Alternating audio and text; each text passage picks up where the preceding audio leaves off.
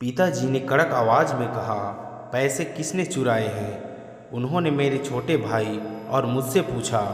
मैं दंग रह गई और चिंतित हो गई थी। उनके सामने बोलने से भी डर लग रहा था। हम दोनों भाई बहन में से कोई भी गलती मानने के लिए तैयार नहीं हुआ। इसलिए उन्होंने कहा, ठीक है, अगर कोई अपनी गलती नहीं मानेगा तो तुम दोनों को ही दंडित किया जाएगा।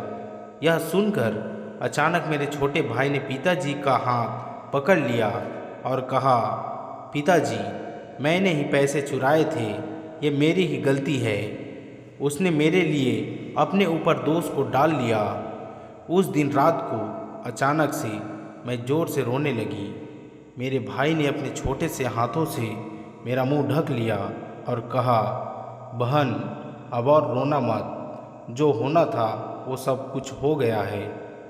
जब उसने मेरी रक्षा की तो मैंने सोच लिया था कि अपने भाई के इस एहसान को कभी नहीं भूलूंगी।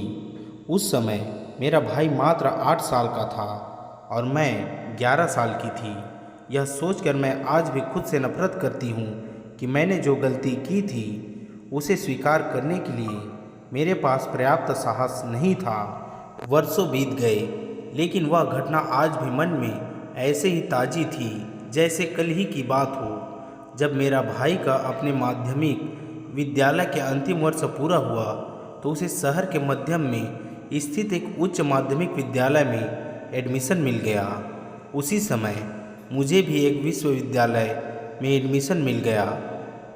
उस रात पिताजी आंगन में घूम रहे थे और उन्होंने अपनी जेब से एक सिगरेट निकालकर जलाई और मेरी माँ से कहने लगी कि हमारे दोनों बच्चों को कॉलेज में एडमिशन मिल गया है। माँ ने कहा, क्या फ़ायदा, हमारे पास उनके कॉलेज की फ़ीस के लिए पैसे ही नहीं हैं। तब पिताजी ने अपनी पुरानी ज़मीन बेचने की बात कही। मेरे पापा ने कहा कि हमारे बच्चे पढ़ लिख कर कुछ नौकरी करेंगे, हमारी तरह उन्हें दर दर की ठोकरें नहीं खाना पड़ेगा। दोस्तों, हर माँ बाप चाहता है कि उनकी बच्चे सफलता की ऊंचाई को छुए। उनका प्यार कभी भी अपने बच्चों के लिए कम नहीं होता है, चाहे बच्चे कैसे भी हो। दोस्तों, अगर आपको भी यह सही लगता है तो अभी हमारे वीडियो को लाइक और शेयर कर दीजिए और हमारे YouTube चैनल को सब्सक्राइब भी कर दीजिए ऐसे ही बेहतरीन कहानियों के लिए। धन्यवाद। मिलते हैं और भी ऐसे ही मज़ेदार कहानियों के साथ।